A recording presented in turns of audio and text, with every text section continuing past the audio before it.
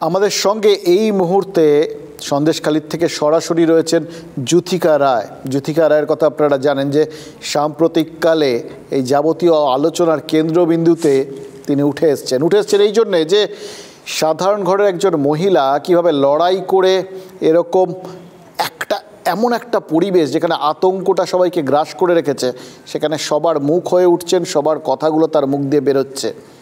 নিজের ব্যক্তিগত জীবনেও লড়াই থেকে কখনো পেছননি।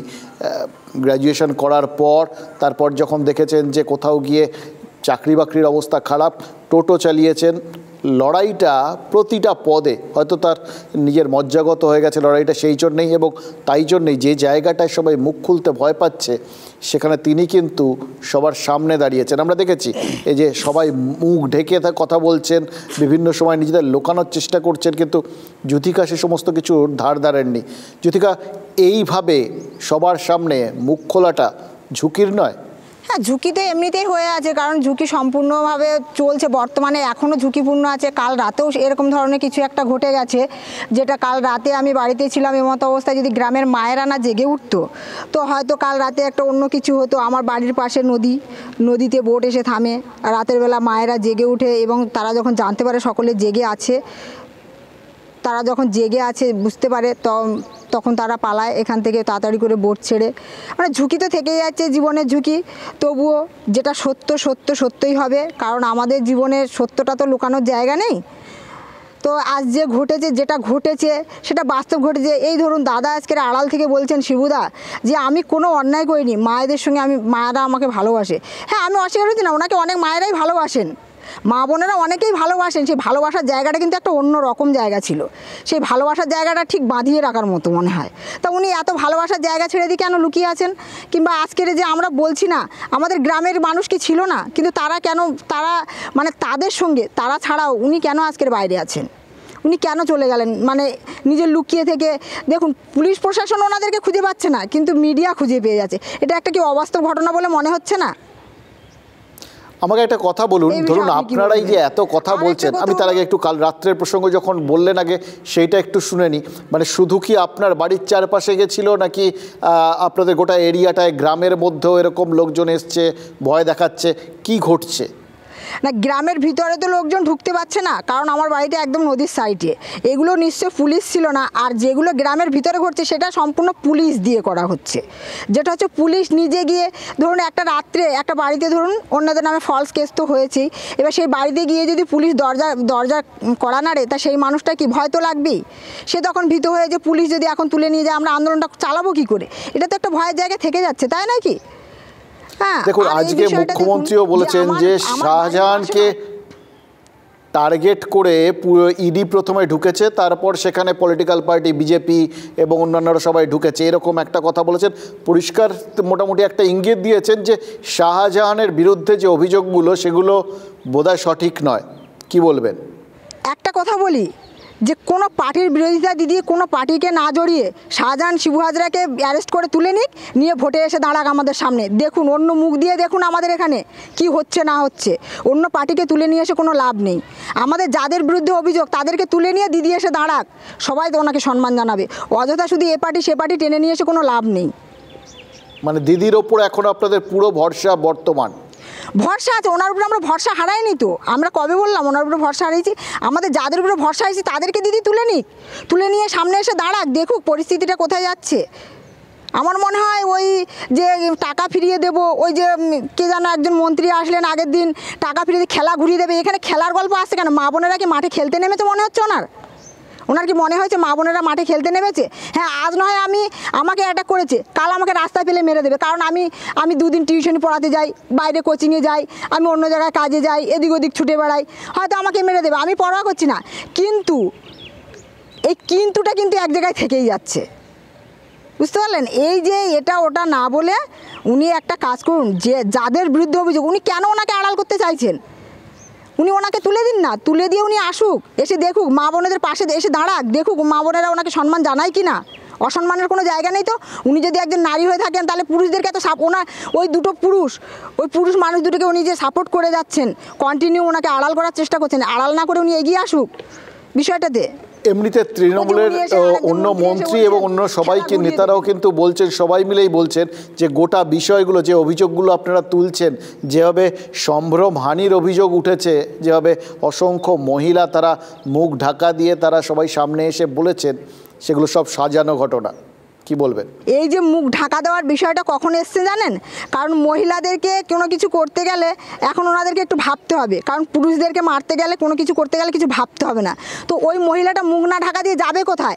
কারণ ওই মহিলাটাকে ইস্যু করে ওনার হাজব্যান্ডকে তুলে নিয়ে যাবে, তুলে নিয়ে গিয়ে মারবে। ওই মহিলাটা তখন কী করবে? ওনার তো ঠেকানো সম্ভব না ওনার পক্ষে। কি করবে কি? সেই জন্য মুখ ঢাকা দিয়ে আজকের মিডিয়ার সামনে এসে বলতে বাধ্য হচ্ছে। আজকে মিডিয়া সামনে আছে, আমাদের পাশে আছে। এরপরে কি হবে? দিদি আর যাই বলুন না কেন, দিদি যদি মহিলা হয়ে থাকেন, মহিলাদের সম্পর্কে এতটা খারাপ কথা উনি বলতে পারেন না। যদি উনি মানে আমার মনে হয় মাতৃত্ব জায়গাটা উনি হারিয়ে ফেলছেন দিনকে দিন।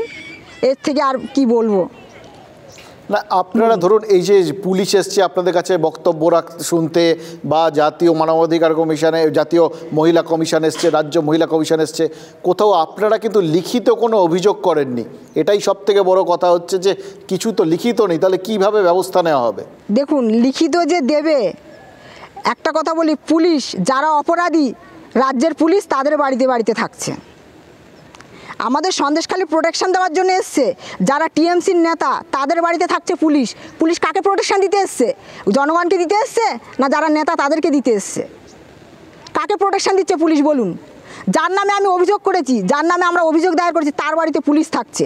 পুলিশ কাকে প্রোটেকশন দিতে এসছে? যার বাড়ি খাচ্ছে তার হয়ে গান গাইবে না আমার হয়ে গান গাইবে পুলিশ? এটা বলুন তো আগে আমাকে। এই জবাবটা দিতে পারবে দিদি? পারবে না, কারণ ওনার কাছে কোনো উত্তর নেই। আর প্রশাসনের কথা বলছেন, আর বলে লাভ নেই। ওই তো দুজন মহিলা যারা মেন বয়ান দিয়েছেন তাদেরকে আজকে নিয়ে যাওয়া হয়েছে তাদেরকে জবানবন্দি দেওয়ার জন্য। তাদেরকে লাইভ রিস্ক থাকছে না? তাদেরকে লাইভ রিস্ক থাকছে না? তাদেরকে জবানবন্দি দিতে নিয়ে যাচ্ছে পুলিশ। কেন এত মায়েরা কি মিথ্যা কথা বলছে? এত মহিলা কি মিথ্যা কথা বলছে মনে হচ্ছে? জবানবন্দি দিতে নিচ্ছে। অথচ যারা সাধারণ মানুষ তাদেরকে অ্যারেস্ট করা হয়ে যাচ্ছে, কিন্তু যাদের বিরুদ্ধে তাদের ভিতরে আগে জবানবন্দি, তারপরে তাদের অ্যারেস্ট হবে।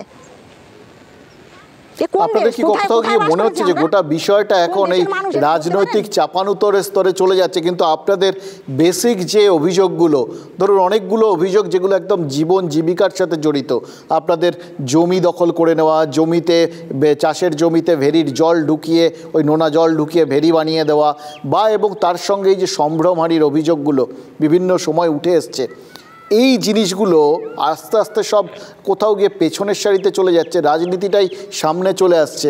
মানছেন? বুঝতে পারছেন সেটা? হ্যাঁ, ওটা তো পুরো সাজাচ্ছেন তো ওনারা, পুরো সাজাচ্ছেন তো।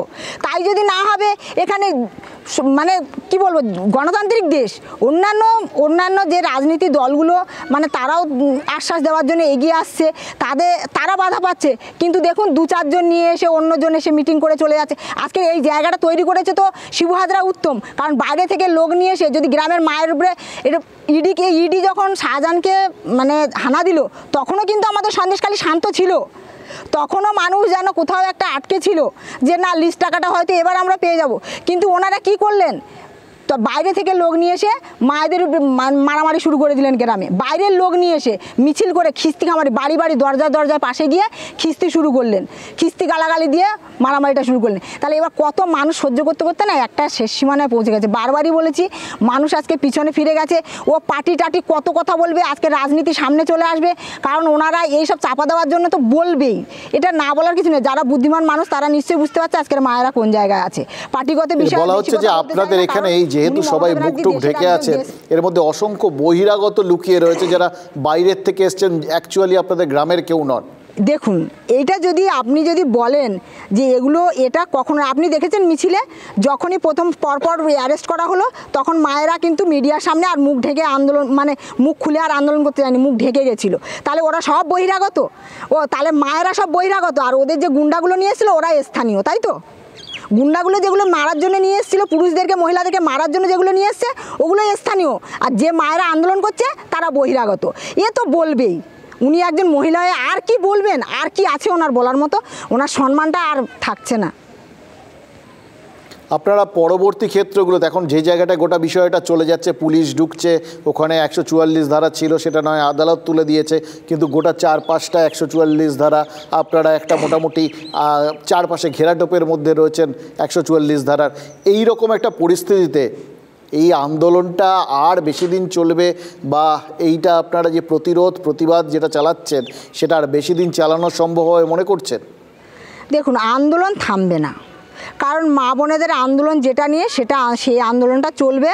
হয়তো কিছু মানুষকে ভয় দেখিয়ে সরিয়ে দেওয়া যাচ্ছে, কিছু মানুষের উপরে এত পরিমাণে টর্চার করা হচ্ছে যে তার স্বামীকে ভয় দেখিয়ে, অনেক বাড়ি আছে যে মহিলারা তা বেরিয়ে পড়েছে কিন্তু তার স্বামীকে তুলে নিয়ে যাবে মারবে বলে তার স্বামীকে দিয়ে স্ত্রীকে মার খাওয়াচ্ছে, এরকমও হচ্ছে, নেশাভাং করিয়ে মার খাওয়াচ্ছে, এ চলছে আপাতত। তবে আন্দোলন চলবে। এই যে 44টা জারি করেছে সম্পূর্ণ কোণঠাসা করার জন্য মায়েদেরকে, যে 44 জারি করেছে যে এরা মানে ছত্রভঙ্গ, এরা উচ্ছৃঙ্খল পরিস্থিতি সৃষ্টি করছে, এইটা করার জন্য তা আন্দোলন চলবে। আন্দোলন থেমে থাকবে না, আশা করছি আন্দোলন চলতে থাকবে যতদিন না ওনারা অ্যারেস্ট হচ্ছেন।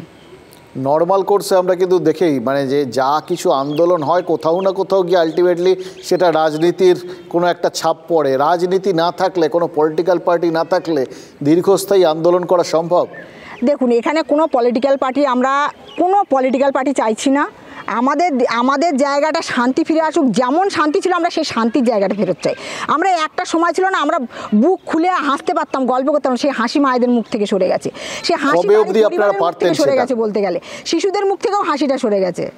তো আপনার 12 বছর আগে তো চলেছেই ওটা, এই 12 বছর ধরে তো মানুষ আস্তে আস্তে কোণঠাসা হয়ে গেছে। 12 বছরের পর থেকে যখন তবুও পরপর হাসিটা ছিল, আস্তে আস্তে মুছতে যেন এখন একেবারেই সেটা মিলিন হয়ে গেছে। কিন্তু তারপরেও ধরুন 12 বছর একটা লম্বা টাইম, এর মধ্যে আপনারা কেউ গিয়ে সরাসরি থানায় অভিযোগ বা একটা ডায়েরি বা কোনো রকম এই যে ধর্ষণ বা এরকম বিভিন্ন কিছু বলা হচ্ছে, কোথাও কোনো অভিযোগ নাকি পাওয়া যাচ্ছে না, লিখিত পরিত কোনো অভিযোগ নেই, এই শুধু মুখে বলে গোটা বিষয়টা কি এস্টাবলিশড হওয়া সম্ভব? সন্দেশখালী কি পুলিশ বলে কিছু আছে বলে মনে হচ্ছে আপনার? আপনি দেখতে পাচ্ছেন না পরিস্থিতি? সন্দেশখালী পুলিশ প্রশাসন বলে কিছু নেই, সেটা আমি আগেই বলেছি, পুলিশ প্রশাসন বলে কিছু নেই। সন্দেশখালী প্রশাসন যদি বলতে চান সেটা হচ্ছে পার্টি। কেন, আমি তো অভিযোগ দায়ের করতে গেছিলাম, আমার উপরে যে টর্চার হয়েছে আমি অভিযোগ দায়ের করতাম, থানা বলেছিল মিটিয়ে নিতে। যখন পার্টির কাছে গেছিলাম পার্টি বলেছিল যে জলে থেকে কুমিরের সঙ্গে লড়াই করে লাভ নেই, যা ওর পায়ে ধরে ক্ষমা চেয়ে নাও। অন্যায় না করে যেখানে পায়ে ধরে ক্ষমা চেয়ে, সেটা কোন দেশে বাস করে আছি আমি?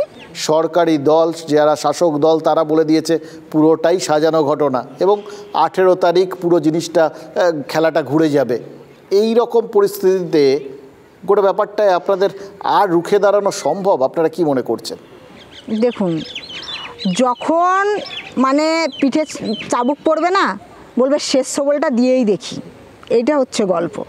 তাই তার অজুহাত এটা সেটা না দেখিয়ে, বিভিন্ন রকমের পার্টি ইস্যু না দেখিয়ে, আমরা যেটা চাইছি সেটা করে দেখাক। দেখি দিদি, উনি ওনার ভাইকে, ভাই হয় না ছেলে হয় আমি ঠিক জানি না, শাহজাহান ভাই, তা ওনার ভাই হয় না ছেলে হয়, তো ওনাকে তুলে দিয়ে দেখাক। কিন্তু উত্তম সর্দারের বিরুদ্ধে তৃণমূল ইতিমধ্যেই ব্যবস্থা নিয়েছে, তাকে সাসপেন্ড করেছে, বলেছে প্রয়োজনে বাকিদের বিরুদ্ধে ব্যবস্থা নেওয়া যেতে পারে, যদি প্রমাণ পায় তদন্তকারী দল তাহলে তারা ব্যবস্থা নেবে। এটা কি যথেষ্ট একটা আশ্বাস নয়? দেখুন, এইভাবে আশ্বাস দিলে মায়েরা কখনো চুপ করে থাকবে না, এটা আশ্বাস জায়গায় থাকে না। ও 2 দিন পরে আবার যেই কাজ সেই চালু হয়ে যাবে, কারণ ও বলে লাভ নেই। কারণ ও আজ উনি আশ্বাস দেবেন, কাল আবার যেখানকার যেই জায়গা সেই জায়গায় শুরু হয়ে যাবে। ওই মুখগুলোই বদলে দিক না, দিদিমণির তো এত ক্ষমতা, ওই মুখগুলো কেন বদলাতে পারছেন? ওই মুখগুলো বদলে দিয়ে অন্য মুখ নিয়ে আসুক, আমাদের সামনে উনি অন্য মুখ নিয়ে এসে দেখুক। আপনাকে অনেক ধন্যবাদ আমাদের সময় দেওয়ার জন্য। আপনাদের এই পরিস্থিতিটার অন্তত উন্নতি হোক, আপনারা আবার খোলা মনে হাসতে পারুন, এইটুকুনি আমরা এখান থেকে চাইতে পারি। এর বাইরে আর চাওয়ার তো কিছু নেই। মানে আমরা জানি না এই পরিস্থিতিটা কবে আসবে, কিভাবে আসবে, কিন্তু এটা নিশ্চয়ই আপনারাও বুঝছেন বা আমরাও চাইছি অন্তত রাজনীতির মানে বিভিন্ন রকম প্যাঁচ ঘোচের মধ্যে পড়ে আসল বিষয়গুলো যেন ধামাচাপা না পড়ে যায়। আপনাকে অনেক ধন্যবাদ।